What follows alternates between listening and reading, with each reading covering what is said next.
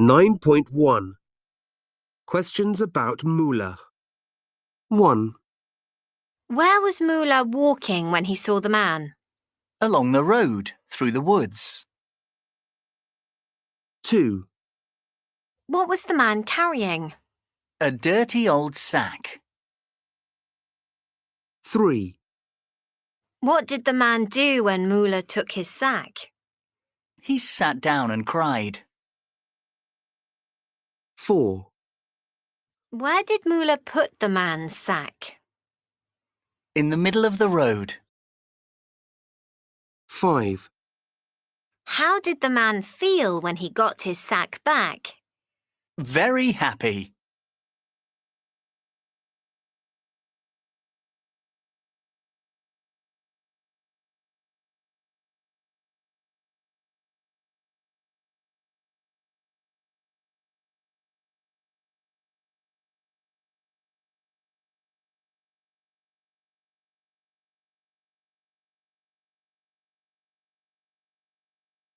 Nine point two. The story of Mula and the miserable man. A wise old man called Mula was walking along the road through the woods when he saw a man walking towards him. The man was carrying a dirty old sack. He looked very unhappy, and when Mula asked him why, the man told him his story. He was all alone because his wife had left him, and he was also poor and homeless because he had lost his job and his house. "Everything I own is in this old sack," he said. "My life is miserable." And he walked off. After the man had gone a few yards, Mula ran past him, took his sack, and ran into the woods. The man was afraid to follow.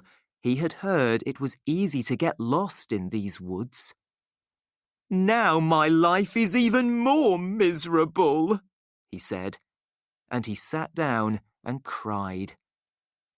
Meanwhile, further down the road, Mula came out of the woods and put the man's sack in the middle of the road. Finally, when he had stopped crying, the man set off again, walking slowly and sadly. Suddenly, he saw his sack. "My sack!" he shouted. He picked it up. Everything was still inside it. He was overjoyed and walked happily on towards the city, singing as he went. "Well," said Mula, "that's one way to make someone happy." The moral of the story is, appreciate what you have, however little.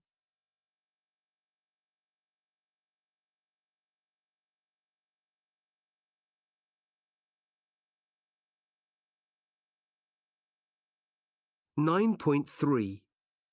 Questions about the story. 1, Why was the man all alone? Because his wife had left him. 2, Why was he poor and homeless? Because he'd lost his job and his house. 3, Why was he afraid to follow Mula into the woods?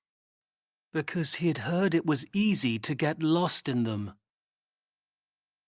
4, Why was his sack in the middle of the road? Because Mula had put it there. 5, Why was he so happy? Because he'd found his sack again with everything still inside it.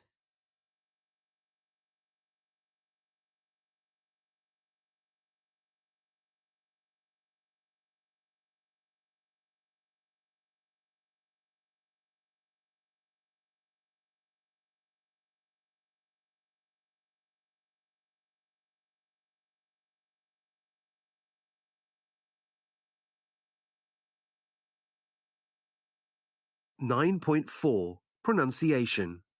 1, He lost his job. He'd lost his job. 2, We'd missed the bus. We missed the bus. 3, They'd all left. They all left. 4, But you met him before. But you'd met him before. 5, I'd checked the doors. I checked the doors. 6, She'd asked everybody. She asked everybody.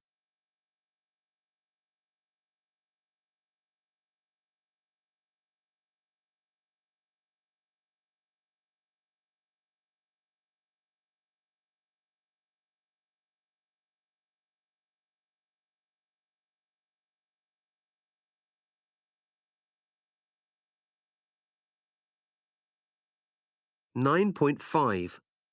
1, I got a fabulous view of the Alps as we were flying over them.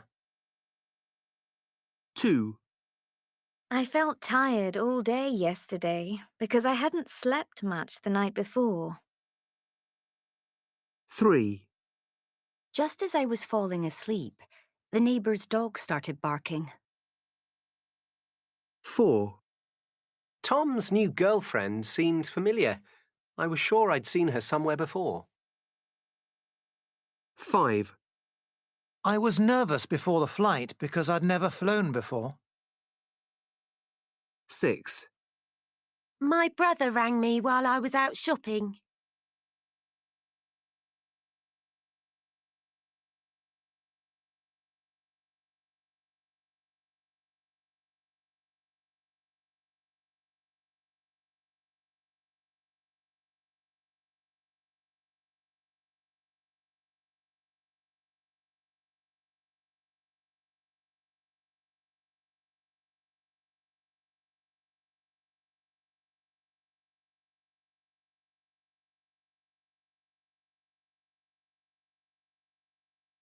Nine point six. The Professor and his Driver. Professor Higgs, one of the world's top astrophysicists, was giving a 6-month lecture tour of universities around Europe. He only had one more lecture to give before the tour ended. Higgs didn't like flying, so he travelled by car. He had his own driver because he was too tired to drive after he'd finished his lectures. One morning, as they were driving to the last lecture, his driver, Harry, said, "You know, Professor, I always sit in the hall when you give your lecture, and I know it so well by now, I think I could give it myself." Of course, Harry was only joking, but Professor Higgs knew Harry was a clever man, and he wanted to test the idea. As soon as they arrived at the university, the professor and Harry swapped clothes. The professor then sat quietly at the back of the hall while Harry gave the lecture. Harry had a fantastic memory and gave the lecture perfectly. He waited until the audience had finished clapping and started to leave the stage. Suddenly, someone stood up and said they wanted to ask a question. Harry listened to the long, complicated question, and then he spoke. That's a very good question, and although it seems a difficult one, the answer is actually very simple. In fact, it's so simple that I'm going to ask my driver to answer it for you.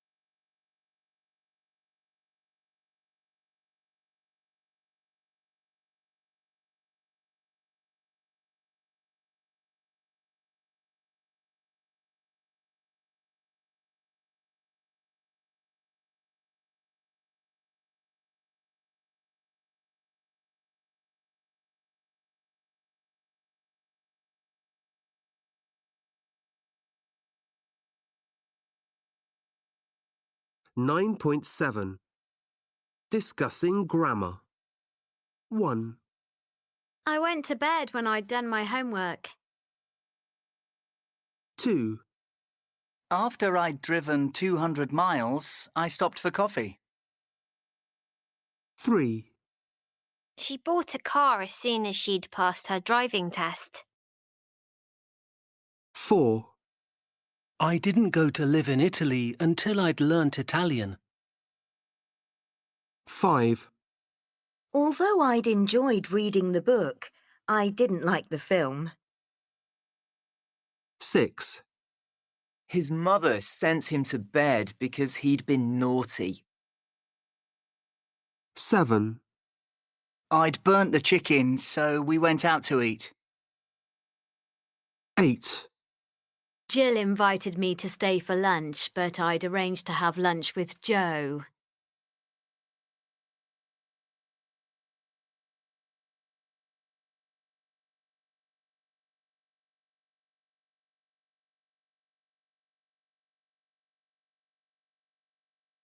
Nine point 8. An interview with Liz Davis. Hello and welcome to Book World.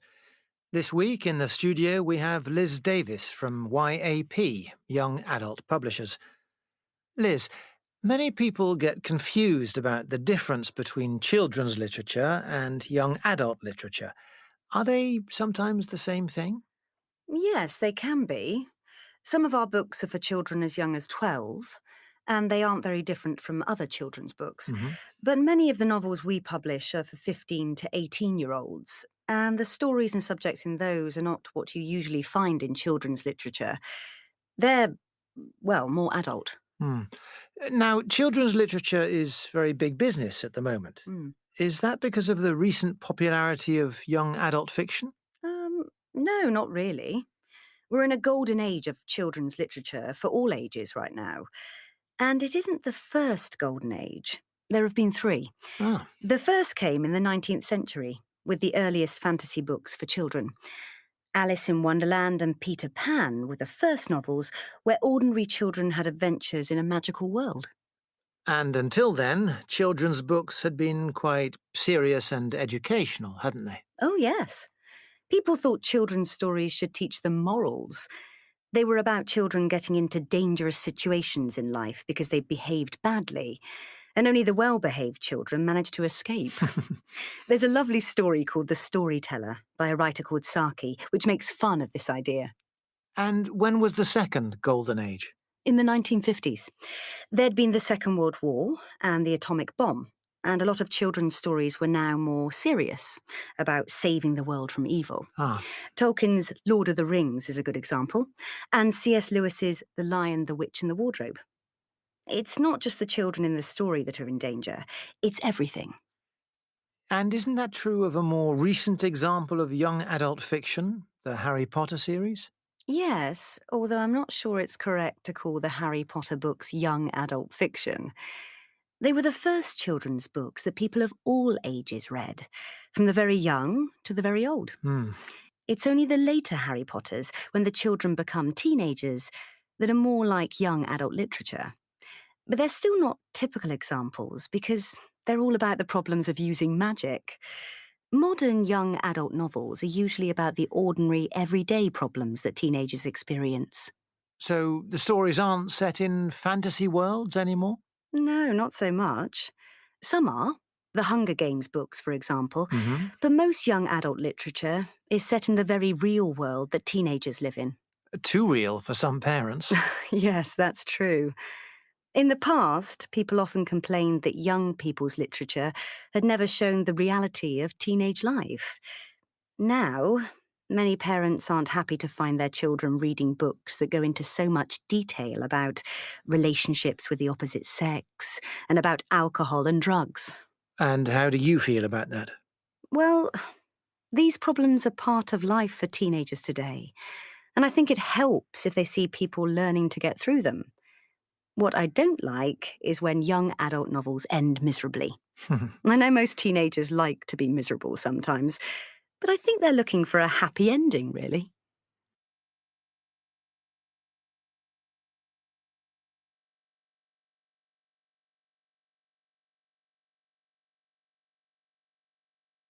9.8.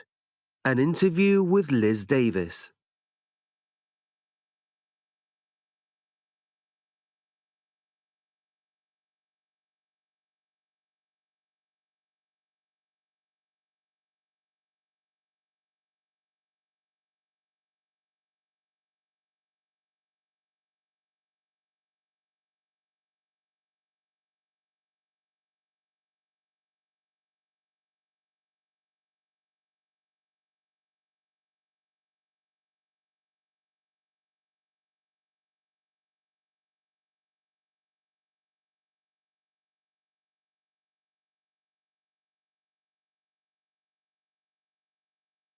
Nine 9.9.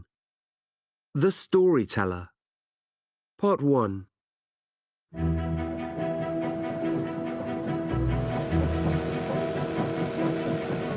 It was a hot afternoon, and the hour-long train journey had only just begun. There were 5 people in the railway carriage, 2 young girls and their brother, sitting with their aunt, and a young man who was sitting alone in the corner.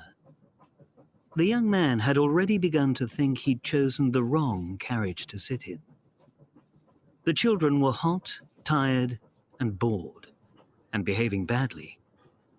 The youngest girl was singing the first line of a song over and over again. Oranges and lemons, say the bells of St. Clement's. Everything the aunt said began with "don't," and everything the children said began with "why?" Don't put your feet on the seat, Cyril. Why not? Because you'll make it dirty. And don't stare at the man. Oh, look at those sheep in that field. Nearly every field the train had travelled past had had sheep in it, so the aunt's surprise was difficult to explain. Why is that man taking the sheep into the other field? Asked the younger girl. Perhaps there's more grass in that field, Replied the aunt. But there's lots of grass in both fields. Well, perhaps the grass is better in the other field. Why is it better? Came the immediate question from Cyril. The young man was looking annoyed. I imagine he doesn't like children. The aunt thought. Come and sit over here, all of you, and I'll tell you a story, She said.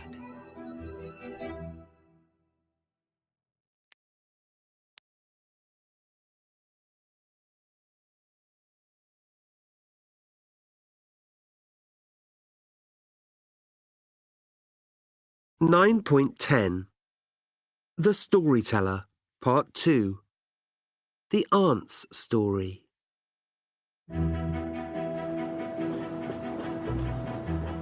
The children did not look at all excited by the aunt's offer. They'd obviously heard her stories before, and this one was very boring indeed. It was about a beautiful young girl who worked very hard and behaved perfectly. Everyone in the village loved her. One day she fell into a lake, and of course, everybody ran to save her immediately. So they saved her because she was so good? Asked the bigger girl. Exactly so, Said the aunt. But that's silly. Said the girl. When people are in danger, you always try to save them. You don't ask whether they're good or not. Well, perhaps they ran a little faster to save her because she was so good. The aunt replied. Oh, how stupid. Said the girl. It's definitely the most stupid story I've ever heard, Said Cyril. It was so stupid, I didn't even listen to it. The younger girl said, and began singing the first line of her song again. You're not a great success as a storyteller, Said the young man suddenly from the corner. Well, it's not easy to tell stories that young people can understand and enjoy. The aunt replied, sounding stressed. I don't agree, Said the young man. Well, perhaps you would like to tell them a story then. She suggested. Okay. said the young man, and he began.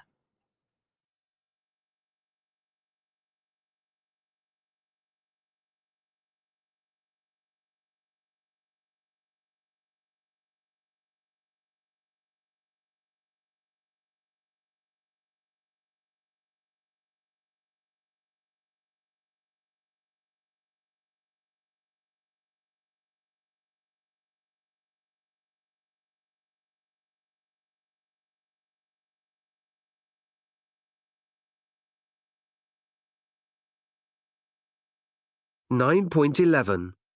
The Young Man's Story. Once upon a time, a long time ago, there was a little girl called Bertha who was very, very good. The children looked disappointed. They had hoped for a better story from him. She was always well behaved and worked hard at school because she wanted to please her parents and teachers. She was never late, never dirty or untidy, never rude, and she never told lies. Was she pretty? Asked the small girl. Not as pretty as you, The young man said. but she was horribly good. The children were suddenly interested. Using the word horribly with good was unusual, and they liked how true it sounded. Bertha was so good that she'd won 3 medals for it. One said never late, one said always polite, and the third said best behaved child in town. She wore them every day as she walked around town, so that everyone knew how good she was. Horribly good. Cyril reminded him. Yes. Well, the king had heard how good this girl was, and he invited Bertha to tea at the royal palace. Bertha wore her best dress, which was very white and clean, put on her medals, and walked through the woods towards the king's palace. But in the woods, there lived a big, hungry wolf. He quickly saw Bertha's clean white dress through the trees. Aha, thought the wolf. Lunch. He moved quickly and quietly through the trees towards Bertha. Bertha saw the wolf and ran, but it was difficult to run fast because of the medals. She hid in some bushes, but she was shaking with fear, and the wolf could hear the medals clinking together. He caught her and ate every bit of her, except for the medals, of course. Oh!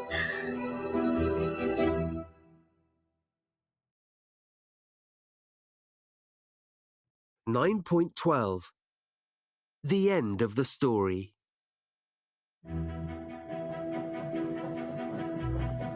What a terrible story to tell young children. The aunt complained. No, it's not. It's the most beautiful story I've ever heard. Said the smaller girl. It's the only beautiful story I've ever heard. Said Cyril. Well, at least I did manage to keep them quiet for a while. Said the young man as he got up to leave the train. Goodbye.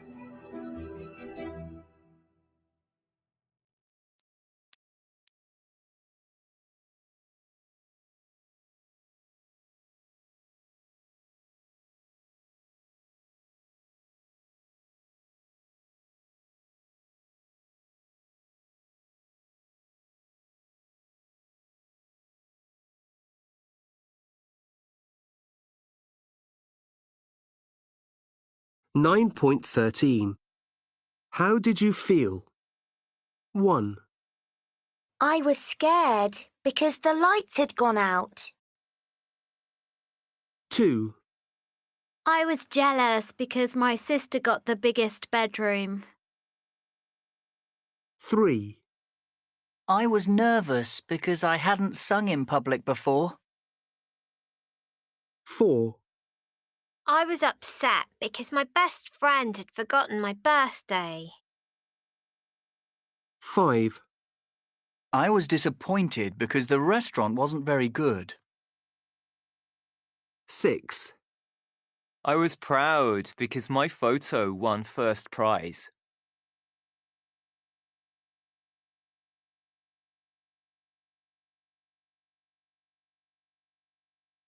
9.14. Talking about feelings. 1, Sometimes I feel really homesick. I'm sure you do. What do you miss the most? 2, I've got too much work to do. You'll manage. You're just stressed right now. 3, I'm worried about my driving test. It's normal. I was nervous when I took mine. 4, We're going to have a baby. Oh, that's fabulous! I'm delighted for you both. 5, I get upset when people are so horrible. Well, remember that people can be really nice too.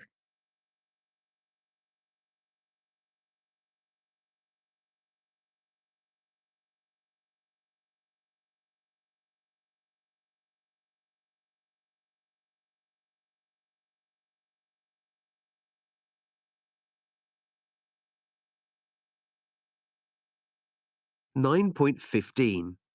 Exclamations with so and such. That was such an amazing film.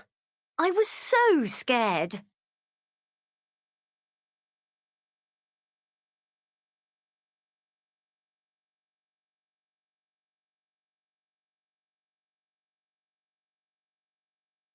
Nine 9.16.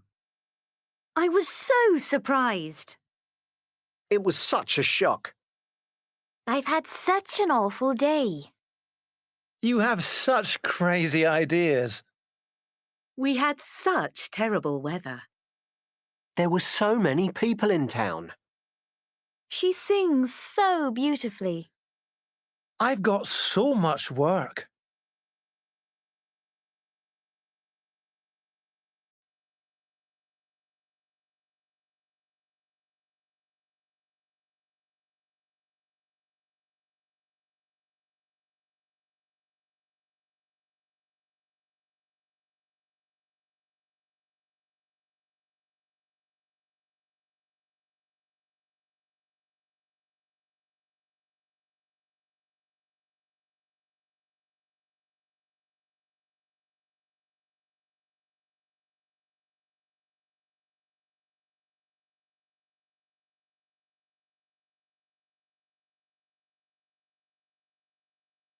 Nine 9.17.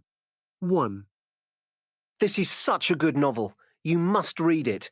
Do you want to borrow it now? 2, Don't watch that film on your own. It's so scary. I had my eyes closed for a lot of it. 3, Susie and John are such nice people. They're always so friendly and helpful. 4, There are so many pizzas to choose from. I can't decide which one to order. 5, Why are you driving so fast? We're not in any hurry.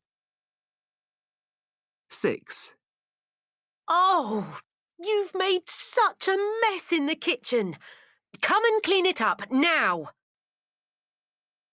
7, I've spent so much money this week. I should leave my credit card at home. 8, That was such an amazing experience. It's the first time I've been to an IMAX cinema.